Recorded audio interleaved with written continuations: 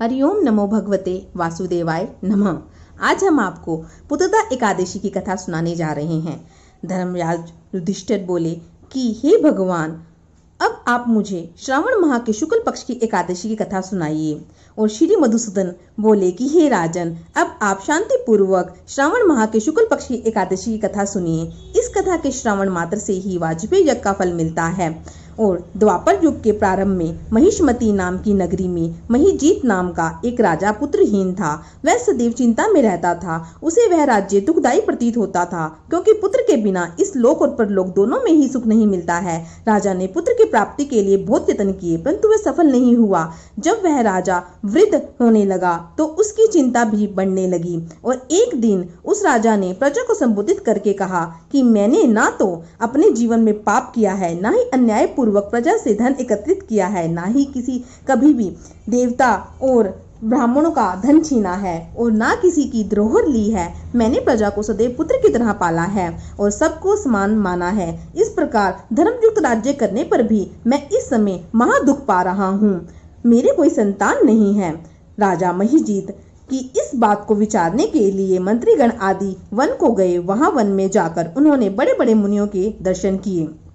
धर्म के ज्ञाता महर्षि को यथा योग्य प्रणाम किया और उनके सम्मुख बैठ गए और उनसे विनय करने लगे कि हे देव, हमारे ओह भाग्य हैं कि हमें आपके दर्शन हुए हैं। इस पर लोमश ऋषि बोले कि हे ब्राह्मणों, अब आप लोगों की विनय तथा आपके सद्व्यवहार से मैं अत्यंत प्रसन्न हूँ। अब आप मुझे अपने आने का कारण बतलाइए। मैं आपके कार्य को अपनी शक्ति के अनुसार अवश्य ही पूरा करूँगा, क्योंकि हमारा शरीर ही परोपकार के लिए बना है। इसमें मात्र भी संदेह नहीं है।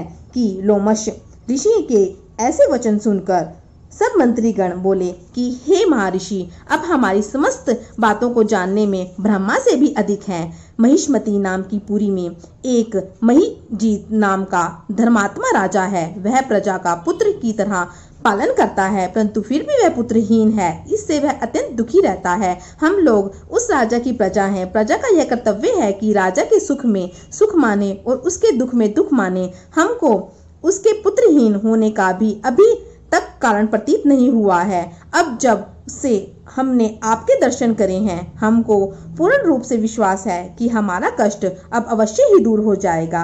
अतः अब आप हमको राजा को पुत्र प्राप्त करने का उपाय बतलाइए।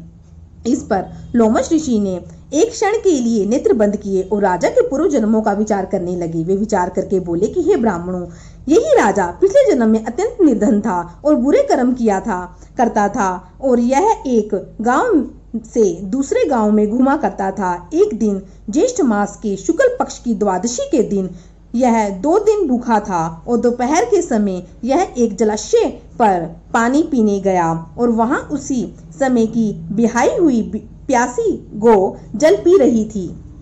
राजा ने उसको प्यासी ही हटा दिया, स्वयं जल पीने लगा। हे ब्राह्मणों, इसलिए राजा को यह दुख भोगने पड़ रहे हैं। एकादशी के दिन भूखा रहने से उसको राजा होना पड़ा, प्यासी गो को हटाने से पुत्र वियोग का दुख भोगना पड़ा। इस पर सब लोग बोले कि हे महर्षि, शास्त्रों में ऐसा लिखा है कि पुण्य से पाप नष्ट हो जाते हैं, इसीलिए कृपा करके आप राजा के पूर्व जन्मों के पाप नष्ट होने का उपाय बतलाइए, क्योंकि इस पाप के श्रेय होने से पुत्र रत्न की उत्पत्ति होगी।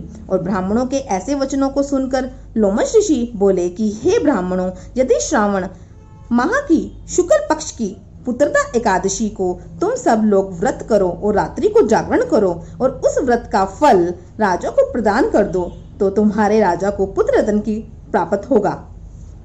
मंत्रियों सहित समस्त प्रजा महर्षि लोमश ऋषि के वाक्यों को सुनकर प्रसन्नता पूर्वक अपने नगर को वापस आई।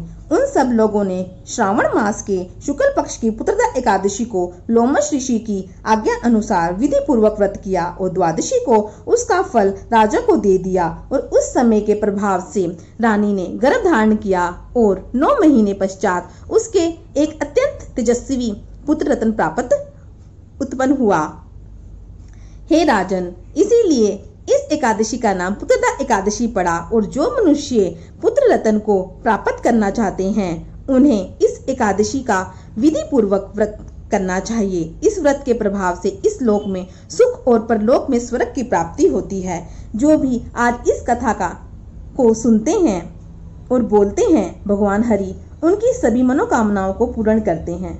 हरिओम नमो भगवते वासुदेवाय नमः।